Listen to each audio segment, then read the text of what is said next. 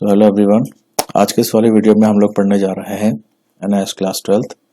Subject लिया है हमने हिस्ट्री और हिस्ट्री में चैप्टर नंबर ये है 10। इससे पहले तक के चैप्टर 9 तक को आप लोग पीछे वाले वीडियो में सब में अच्छे से समझ चुके हैं। अगर आप लोग क्रम से कहानी सुनते हुए आ रहे हैं, सारे चैप्टर सीरियल वाइज समझ रहे हैं, तो आपको बेसिकली इस वाले चैप्टर को समझने में ज़्यादा दिक्कत नहीं आएगी। तो आइए इस चैप्टर को समझना शुरू करते हैं। सबसे पहले चैप्टर का नाम है मुगल शासन की स्थापना। अब थोड़ा सा आप ध्यान दीजिए, इससे पहले वाले वीडियो में या इससे पहले जो हम चैप्टर पढ़ रहे थे उसमें हमने क्या पढ़ा था। उसमें हमने दिल्ली सल्तनत के बारे में पढ़ा था। दिल्ली सल्तनत के बारे में कि दिल्ली सल्तनत की स्थापना कैसे हुई, कौन कौन से उसमें वंश आए थे और किस तरह से दिल्ली सल्तनत का पतन हुआ था, मतलब समाप्ति हुई थी। तो इसमें आपने कुछ वंशों के नाम देखे थे, जिसमें एक गुलाम वंश था, एक खिलजी वंश था, एक तुगलक वंश था, है ना, एक सैयद वंश था और एक लोधी वंश था। तो कुल मिलाकर के ये 5 वंशों की कहानी थी। इसी वंश का जो अंतिम वंश है वो लोधी वंश है। लोधी वंश का अंतिम शासक कौन था? इब्राहिम लोधी। ये सब बातें हम पहले पढ़ चुके हैं, मैं थोड़ा सा आपको रिकनेक्ट कर रहा हूँ इन चीजों से कि कहानी को हम जोड़ के समझ सके। ठीक है, इब्राहिम लोधी को बाबर ने हराया। बाबर ने इब्राहिम लोधी को जैसे ही हराया वैसे ही भाई दिल्ली सल्तनत की हो गई समाप्ति और मुगल साम्राज्य की या मुगल शासन की हो गई शुरुआत। तो ये तो रहा कहानी के बीच में कनेक्शन कि कैसे कहानी में एक मुगल शासन अब आ गया है। ठीक है, तो देखिए ध्यान से इस बात को समझिए कि 1526 में बाबर का आक्रमण हुआ और यहीं से मुगल शासन की शुरुआत होती है। तो भारत में मुगल शासन की अगर हम शुरुआत की बात करें तो उसका श्रेय किसको जाता है? क्रेडिट बाबर को। बाबर ने ही भारत में मुगल शासन की शुरुआत करी थी 1526 में। कुछ बातें अब हम बाबर के बारे में देखेंगे। तो बाबर के बारे में जानने से पहले आप ये समझिए कि जो बाबर था वो बेसिकली मध्य एशिया से रिलेटेड था। मध्य एशिया में फरगना नाम से एक जगह में वो वहां का शासक था। शासक कैसे था कि बाबर से पहले उसके पिताजी उस जगह के शासक थे और उनके पिताजी की मृत्यु के बाद 12 वर्ष की आयु में बाबर फरगना का शासक बन जाता है। फरगना कहाँ है? मध्य एशिया में। ठीक है, मध्य एशिया का शासक बनता है पिता की मृत्यु के उपरांत, जैसा कि आपको बताया। और पिता का नाम क्या है? मिर्जा उमर शेख। तो मिर्जा उमर शेख कौन है? बाबर के पिताजी। बाबर के पिताजी की जब मृत्यु हुई तो बाबर बना फरगना का नया शासक। किंतु जैसे शासक बन रहा है तो काफी छोटी उम्र में शासक बन रहा है, ये तो है ना, काफी छोटी उम्र में शासक बन रहा है। और इसी छोटी उम्र में शासक बनने के कारण क्या हुआ कि इसके जो कुलीन वर्ग थे, मतलब राजा के अलावा या सुल्तान के अलावा जो अन्य उच्च पदों पर नियुक्त जो अधिकारी होते हैं शासन प्रशासन में, जैसे राजा होता है, केवल राजा ही थोड़ी है, उसके समान में और भी बड़ी बड़ी शक्तियां होती हैं। तो राजा को उन सबका सहयोग चाहिए होता है। लेकिन यहाँ पर क्या हुआ, जो वो राजा या सुल्तान बनता है ये बाबर, इसका जो कुलीन वर्ग था उसे कुलीन वर्ग कहते थे। आपको याद होगा इससे पहले वाले दिल्ली सल्तनत में इस शब्द का जिक्र कई बार हुआ है। ठीक है, तो जो बाबर का कुलीन वर्ग था, मतलब उसी के समक्ष जो बड़े बड़े पदों पर नियुक्त हो रखे थे शासन में, उन लोगों ने बाबर का विरोध किया और इसी कारणवश एक तरह से बाबर का और उसके कुलीन वर्ग का बीच में एक संघर्ष की स्थिति देखने के मिलती है। ठीक है, तो जैसे लिखा है, बाबर को कई विरोधों का सामना करना पड़ा और विरोध में मुख्य तौर पर उसी के कुलीन वर्ग। एक समय ऐसा आया कि जिस फरगना का बाबर शासक है, इस फरगना पर एक छेवानी खान उज्बेक नाम के व्यक्ति ने आक्रमण कर दिया तो बाबर को यहाँ से भागना पड़ा अपनी जान बचा करके। बाबर अपना क्षेत्र फरगना जो मध्य एशिया में है इसको छोड़ करके भागता है। भाग के कहाँ जाता है? अफगान में कहाँ? काबुल पर अधिकार बनाता है। तो अगर आपसे ये पूछा जाए कि बाबर अपना फरगना छोड़ करके कौन सी जगह पर अपना अगला शासन स्थापित करता है, तो वो जवाब रहेगा काबुल। काबुल पर बाबर का अब अधिकार स्थापित हो चुका है। बाबर का अगर हम और बात करें बाबर के बारे में, तो आपने अभी देखा कि फरगना को छोड़कर छेवानी खान उज्बेक के आक्रमण के कारण बाबर अफगान में काबुल नाम की जगह पर अब आ चुका है। अब यहाँ बैठ करके वो अपना शासन छोटा मोटा जो भी चल रहा है यहाँ आ गया है। बाबर के विषय में अगर थोड़ी और बातें देखी जाए जो समझना काफी महत्वपूर्ण है इस चैप्टर को समझने के लिए, कि बाबर का पूरा नाम क्या है, जहीरुद्दीन मोहम्मद बाबर। इसको अलग कलर कर लेते हैं, एक सेकंड। हाँ, तो बाबर का नाम क्या है, जहीरुद्दीन मोहम्मद बाबर। उनकी माता का नाम कुतलुग निगार, कुतलुग निगार, ठीक है। पिता का नाम मिर्जा उमर शेख।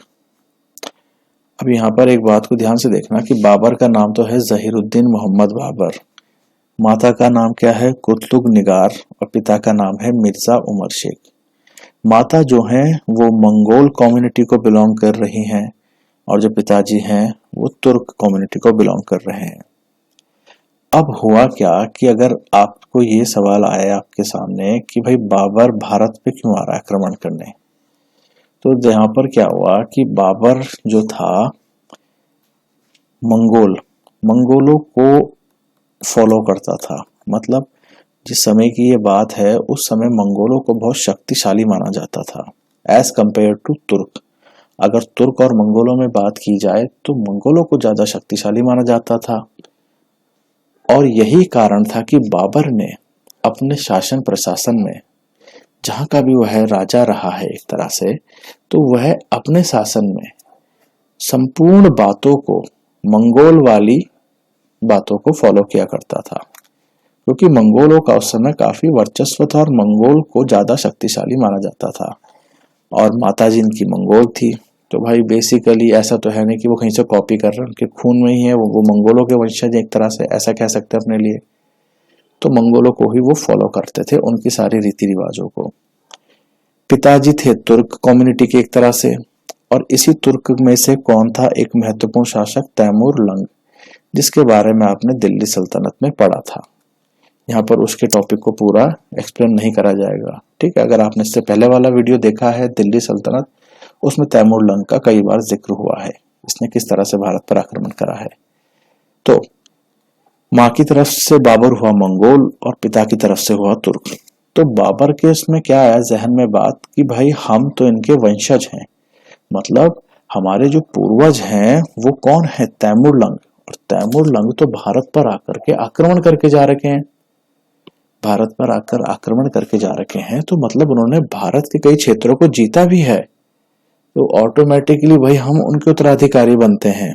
तो भारत पर तो हमारा हिस्सा है फिर, है ना, हमारा शासन होना चाहिए, क्योंकि हमारे जो पूर्वज रहे वो भारत को जीत चुके हैं, उनका जीता हुआ क्षेत्र है ये, हम ही करेंगे यहाँ शासन।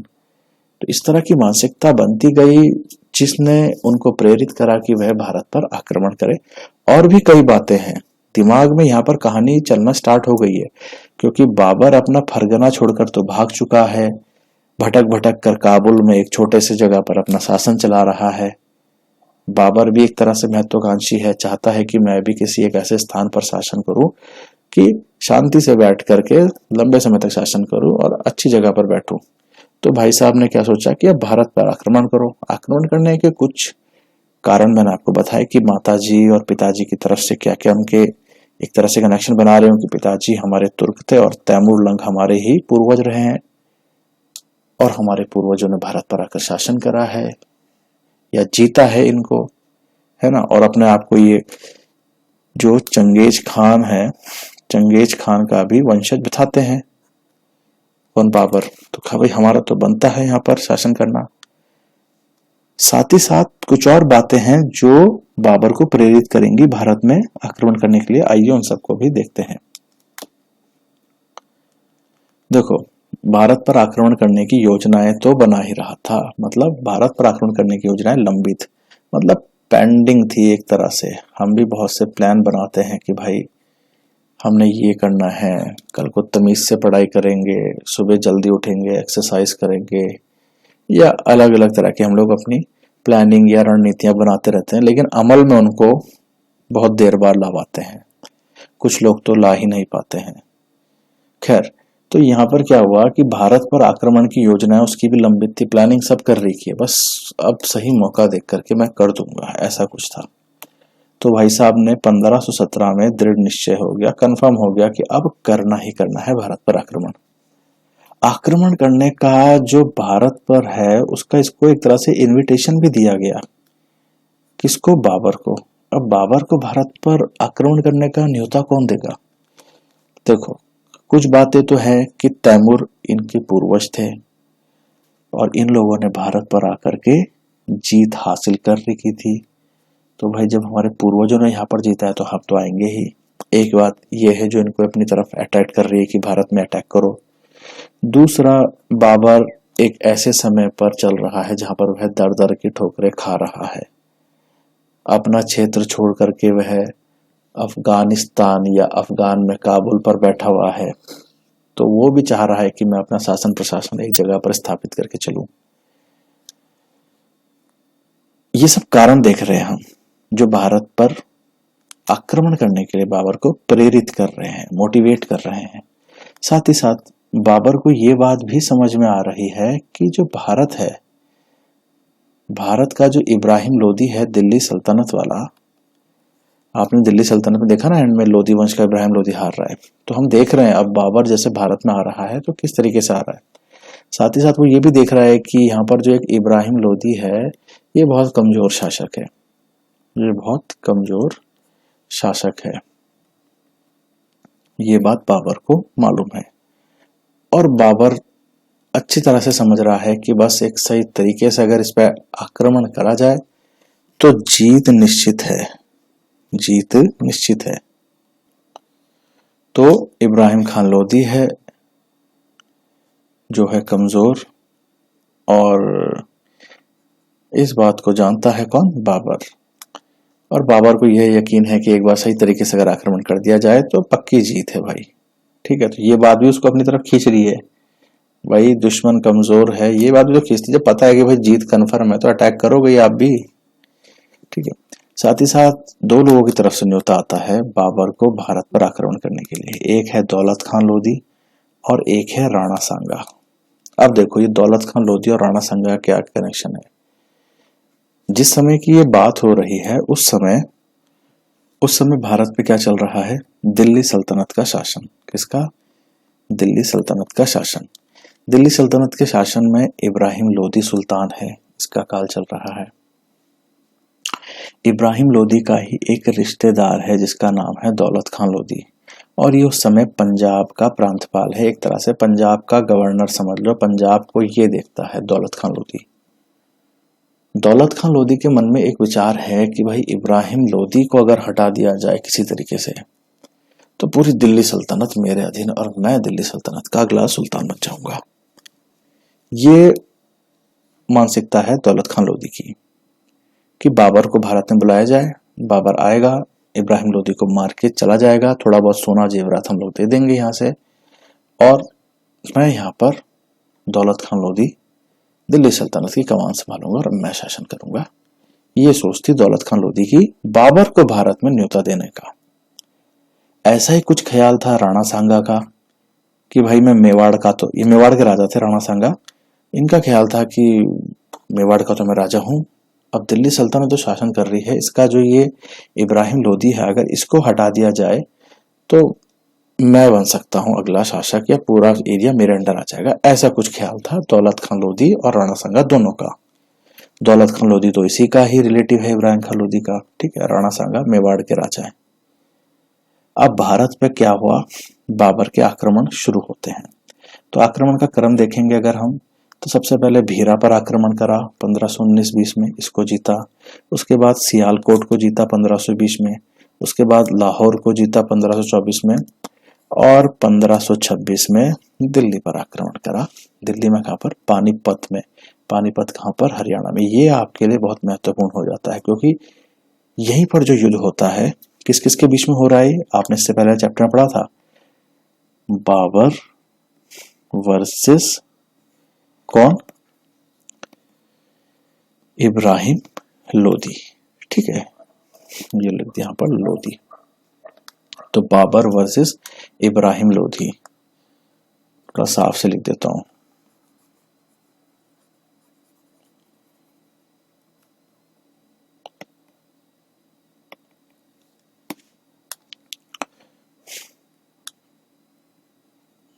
बाबर वर्सेस इब्राहिम लोदी। इसको लिख लेना, आप लोग भी याद रखना। 1526 में पानीपत का युद्ध, यही युद्ध है जिस युद्ध ने एक बहुत महत्वपूर्ण भूमिका निभाई दिल्ली सल्तनत के पतन की और मुगल काल के शुरुआत की। मतलब इसी युद्ध में दिल्ली सल्तनत हो गई खत्म और सुल्तान जो अगला बनेगा वो बनेगा बाबर या मुगल शासन की शुरुआत। ठीक है, चलो अब इस युद्ध की कुछ महत्वपूर्ण बातें हैं जो आपको समझनी आवश्यक है। देखिए, बाबर इस युद्ध में लेकर के आया 12,000 सैनिक। अब युद्ध का मैदान है, सैनिक लेकर तो आएंगे ही, तो ऑब्वियस सी बात है। बाबर लेकर के आया 12,000 सैनिक। इब्राहिम लोदी के पास है 1,00,000 सैनिक। आंकड़ा देखिए क्या बताता है, बाबर के पास है 12,000 सैनिक और इब्राहिम लोदी के पास है 1,00,000 सैनिक। पानीपत के मैदान में हरियाणा में आज की तारीख में जिसे हम देखेंगे, दोनों की सेना आमने सामने और युद्ध की स्थिति हो रही है। परिणाम जो आया युद्ध का वो काफी जानकर हैरानी होगी कि कहां एक तरफ 12,000 सैनिक, कहां एक तरफ 1,00,000 सैनिक। विजेता कौन बना? बाबर। मतलब जिसके पास 12,000 सैनिक हैं वो जीत गया और जिसके पास 1,00,000 सैनिक है वो हार गया। तो इसके पीछे भी कुछ ना कुछ तो रणनीति रही होगी, कोई टेक्निक रही होगी। तो बाबर की जो सेना थी, जो तीरंदाज थे, ये सब लोग हुनरमंद थे। एक तकनीक के तहत ये लोग आक्रमण किया करते थे। कौन सी सेना को पहले आगे जाना है, किस सिपाही को पहले आक्रमण करना है, किस तरह से इनको घेरना है अगली सेना को, ये पूरी एक टेक्निक थी, एक रणनीति थी, मैनेजमेंट था, एक ट्रेनिंग थी।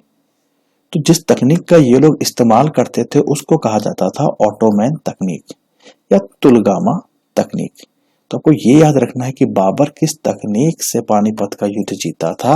इतनी कम सेना होने के बावजूद तो तकनीक थी तुलगाना या ऑटोमैन। आप ऑटोमैन रखेंगे तो आपके लिए ज्यादा इजी होगा, याद भी रखना। ठीक है, तो क्या हुआ, बाबर ने भारत में कई क्रमों पर युद्ध करा, जिसमें मुख्यतः अगर आप भीरा, सियालकोट और ये लाहौर देखेंगे तो अगर हम आज का भारत का नक्शा बनाए तो जिधर पाकिस्तान आता है मोस्ट ऑफ द एरिया ये पहला उधर वाला है, और दिल्ली वाला जो ये है, ये दिल्ली मतलब दिल्ली सल्तनत, दिल्ली पर नहीं, और हरियाणा वाला एरिया जो यहाँ पर स्टार्ट हो जाता है, यहाँ पर क्या हुआ, इन्होंने आक्रमण शुरू कर दिया। ठीक है, आक्रमण का परिणाम आप सभी को मालूम है कि बाबर की जीत हुई, और बाबर के पास इतनी कम सेना थी बावजूद उसके वह युद्ध जीत गया। तो वह तकनीक थी ऑटोमैन तकनीक के तहत उसने इस युद्ध को जीता, इतनी कम सेना होने के बावजूद। इस युद्ध को लेकर एक और बात कि होता क्या था कि जैसे पहले समय पर कोई भी युद्ध होता था तो उस युद्ध में जो जीतता था वो जिस क्षेत्र को जीत रहा है वहां से कुछ लूट करके सामान ले जाएगा, सोना चांदी जेवरात जो भी है उसको लूट वगैरह कर करके ले जाएगा। तो बाबर जब यहां से जीता तो आप सभी जरा जवाब दें कि अगर बाबर इस समय जब लड़ाई कर रहा है तो वो एट करंट में वो कहाँ का शासक था? आप सभी को मालूम है कि वह अफगान का शासक था। एक तरह से काबुल में उसने अपना डेरा डाल रखा था। ठीक है, काबुल का वह शासक था। अपना क्षेत्र वो मध्य एशिया का छोड़ के आ चुका था, अटैक हो रहे थे, कुलीन वर्ग भी उसके विरुद्ध थे, तो वह अफगान में आके काबुल का शासक बना था। याद रखना, स्टार्टिंग में बता रखा है। अगर हर चीज को बीच बीच में मैं दोबारा से एक्सप्लेन करूंगा तो वीडियो बहुत लेंथी हो जाएगी। ठीक है, तो याद रखना अफगान में था। तो भाई साहब यहाँ से जब जीत के गए तो इन्होंने जो युद्ध में जीत का माल था तो उसे कहा जाता है वैसे खुम्स, जो आप युद्ध से सामान जीत के ले जाते हैं उसे कहा जाता था खुम्स। तो इन्होंने क्या करा, अफगान वासियों को ये युद्ध का माल जो था ये बांट दिया, कहा तुम रखो। और अफगान निवासियों ने इनको एक उपाधि दी, किसकी? कलंदर की। एक गाना भी आप लोगों ने सुना होगा, दमादम मस्त कलंदर, इस कलर करके। तो अफगान निवासियों में इन्होंने युद्ध का जितना भी जीता हुआ माल था, कहां पर? पानीपत के युद्ध में, जिसमें इब्राहिम लोदी को हराया, यहाँ से जितना भी है माल जीत करके ले गए, सोना चांदी जेवरात जो भी है, वो सब ले जा करके इन्होंने अफगान निवासियों को बांट दिया। ठीक है, बांट दिया। अब बांट दिया तो उन लोगों ने इनको कलंदर की उपाधि दी। कलंदर का अगर आप मतलब देखेंगे तो इसका मतलब होता है बड़े दिल वाला। बड़े दिल वाला बोलते हैं ना कि किसी को अगर आप डोनेशन कर रहे हैं या दान दक्षिणा कर रहे हैं, उसके लिए भी बहुत बड़ा दिल चाहिए, है ना, बोलते हैं ना बहुत बड़ा दिल।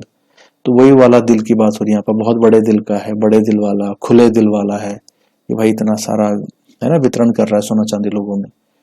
तो ये सब बातें रही थोड़ी बहुत बाबर के बारे में। आगे और चलते हैं, देखते हैं आगे क्या क्या कहानी है। पानीपत की विजय के उपरांत समस्याएं। बाबर ने पानीपत की विजय तो हासिल कर ली, मतलब इब्राहिम लोदी को हरा दिया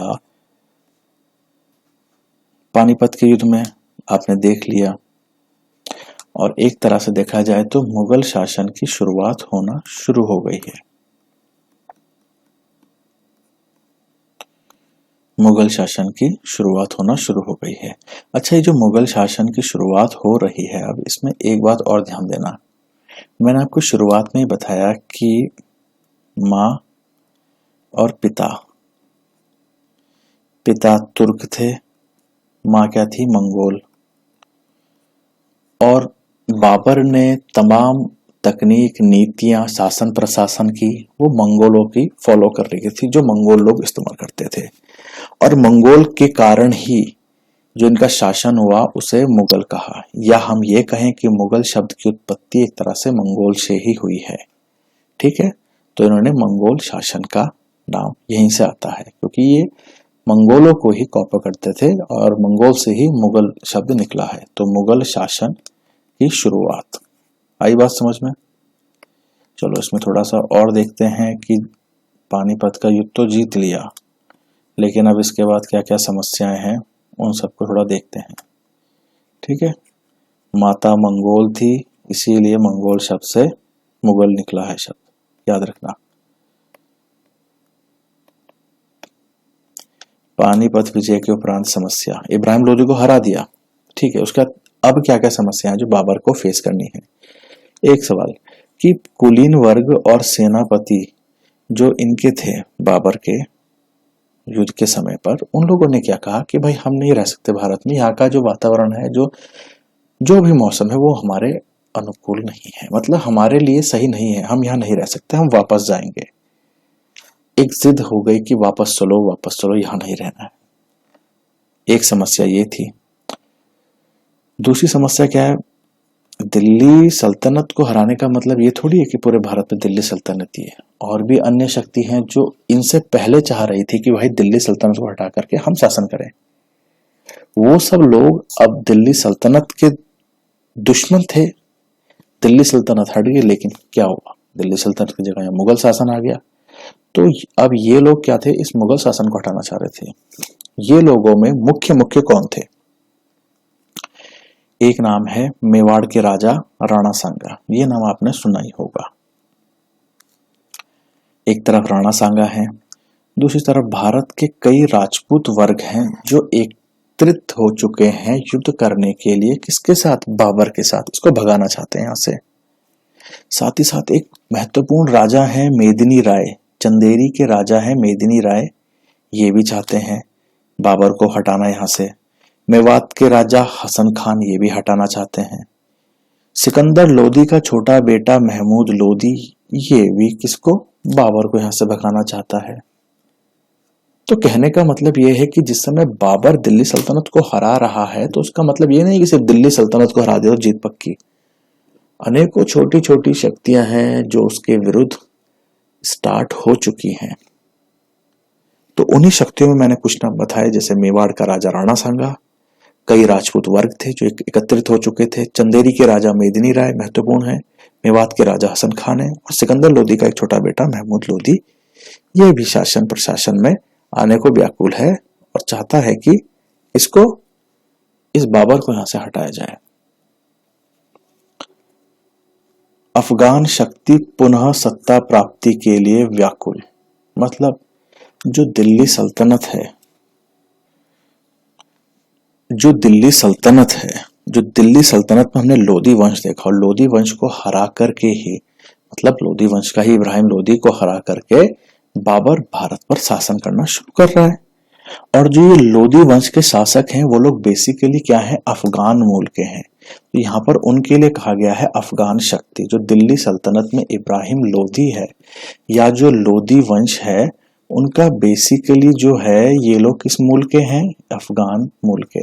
तो यहाँ पर क्या है, लोधी वंश के इब्राहिम लोधी को हरा दिया, इसका मतलब ये नहीं है कि ये वंश ही समाप्त हो चुका है। अभी भी ये जो इब्राहिम लोधी या दिल्ली सल्तनत की जो शक्ति थी, ये भारत के छोटे मोटे कोनों में बस करके चुनौतियां दे रही थी। किसको, बाबर को। ये मोस्टली आप देखेंगे तो बिहार बंगाल वाला जो एरिया है, वहां पर अभी भी ये शक्ति छोटे से स्तर पर अभी भी कहीं ना कहीं जीवित थी और सत्ता हासिल करने के लिए दोबारा से व्याकुल थी। मतलब दोबारा से दिल्ली सल्तनत जिंदा हो और ये जो लोधी वंश है ये दोबारा से आए, ऐसा कुछ समझिए। और उसी को यहाँ पर लिखा गया है अफगान शक्ति, क्योंकि जो लोधी वंश था ये बेसिकली अफगान मूल का था। आई बात समझ में। तो ये मुख्य समस्या है किसके सामने, बाबर के सामने। किसके सामने भाई, बाबर के सामने। पानीपत विजय के उपरांत एक तरफ कुलीन वर्ग और उन्हीं का जो डिपार्टमेंट है वो वापस चलने के लिए बोल रहा है। इनके विरुद्ध छोटी छोटी शक्तियां स्टार्ट हो चुकी हैं। मेवाड़ के राजा राणा सांगा का विद्रोह शुरू हो चुका है।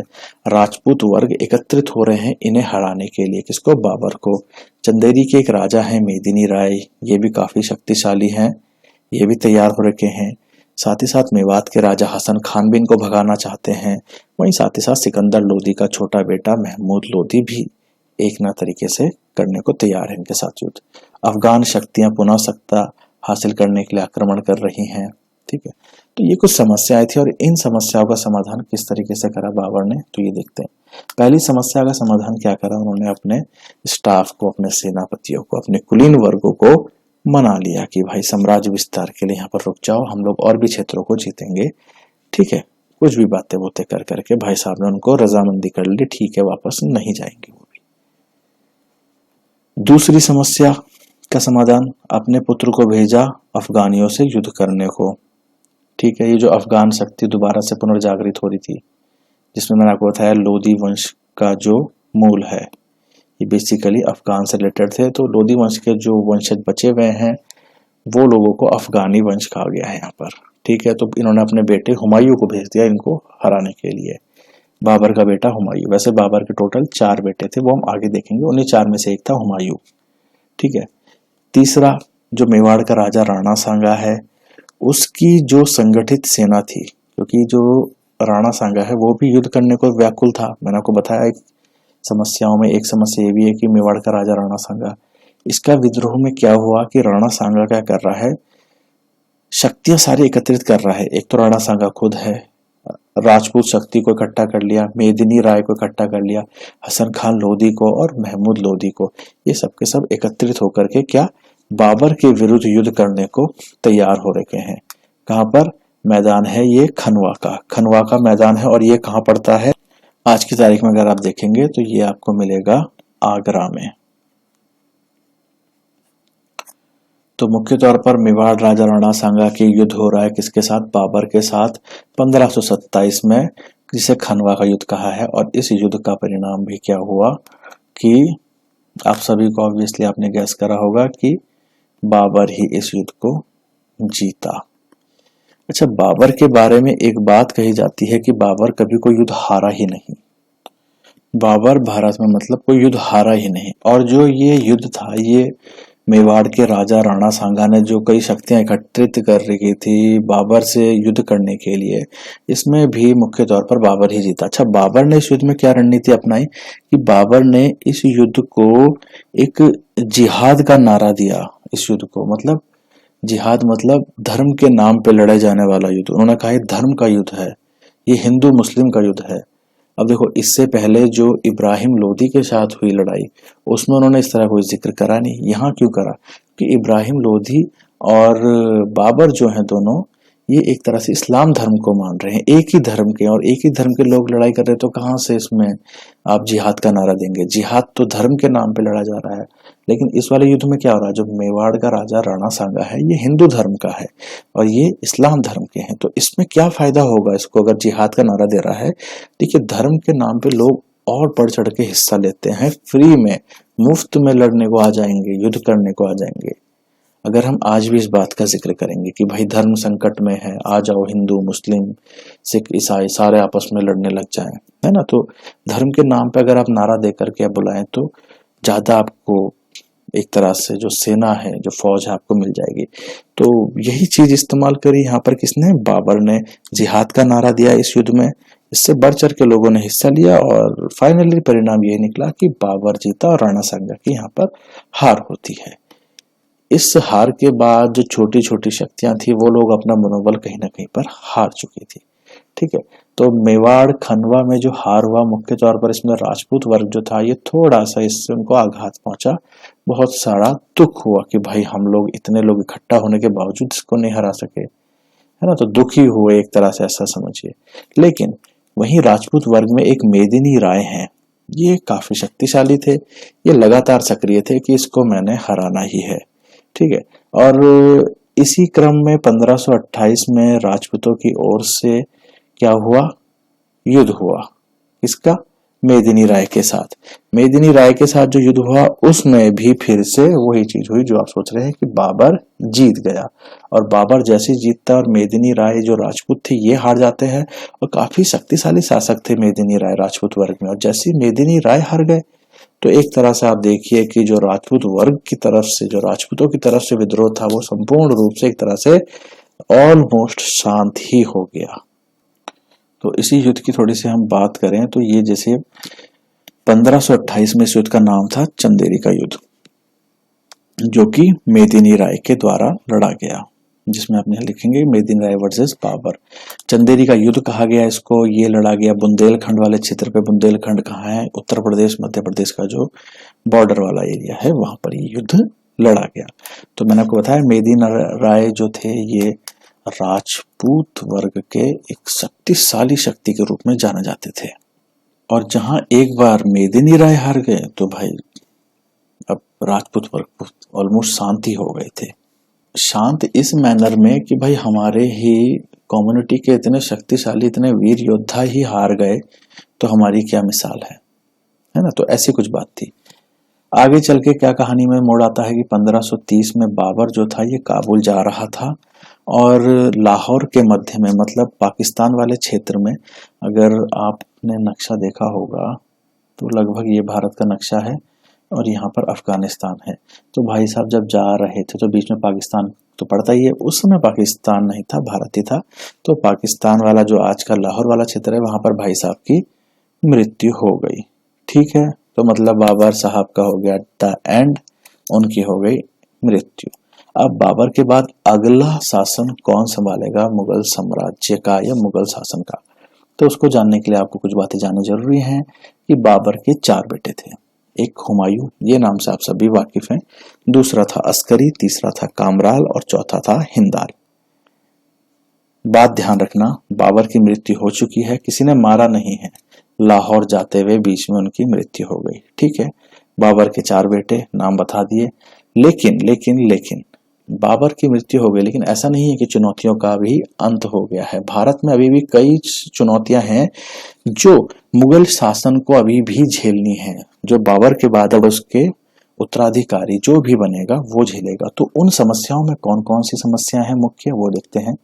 एक अफगान, मतलब यही भाई दिल्ली सल्तनत के जो लोदी वंश के जो वंशज हैं उनके जो बच्चे होंगे वो लोग भी अभी छोटी छोटी शक्तियों के रूप में पड़े हुए बिहार बंगाल के किसी कोने में, और वो भी व्याकुल हैं कि भाई हमें अपनी शक्ति वापस चाहिए, दिल्ली सल्तनत दोबारा से हमारे आनी चाहिए।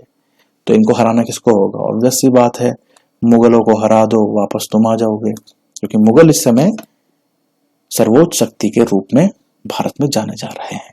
साथ ही साथ गुजरात, मालवा, बंगाल, यहां से भी इनको निरंतर रूप से चुनौतियां मिल रही हैं, किसको, मुगलों को। तो ये 1 और 2 अफगान और सेकंड पे जो नाम लिखे हैं, इन सब शक्तियों की तरफ से जो चुनौतियां आ रही हैं, जो एक तरह से दिक्कत क्रिएट कर सकती है मुगल शासन के प्रशासन को समाप्त करने के लिए तो इन दो शक्तियों का सामना करना अभी भी बाकी है। किसके लिए? मुगलों के लिए। और अब आगे चल करके इसको कौन देखेगा? जो अगला उत्तराधिकारी बनेगा। और अगला उत्तराधिकारी कौन बन रहा है? तो 1530 में बाबर की मृत्यु हुई, उसके बाद अगला उत्तराधिकारी बनेगा उसका बेटा हुमायूं। तो इस वाले वीडियो को हम यहीं पर एंड करेंगे, है ना। आई होप सबको बातें समझ में आ गई होंगी। इसके बाद जो सेकंड पार्ट आएगा उसमें हम लोग हुमायूं के आगे की कहानी को समझना शुरू कर देंगे। करने को मैं यहीं पर इसको स्टार्ट कर दूं, लेकिन वीडियो बहुत लेंथी हो जाएगा और आपको भी समझने में दिक्कत होगी। इसीलिए मैं जैसे पहले से वीडियो बना रहा हूँ, स्टेप बाय स्टेप जो जो मुझे सही लगता है उतने उतने में मैं पार्ट्स में उसको डिस्ट्रीब्यूट कर देता हूँ और कोशिश करता हूँ कि सारा चैप्टर आपको सरल से सरल शब्दों में समझा सकूं। ठीक है, तो इसको यहीं पर एंड करते हैं और इसके बाद वाले पार्ट में मिलेंगे जहां से हम लोग हुमायूं के आगे की कहानी को समझेंगे। Thank you.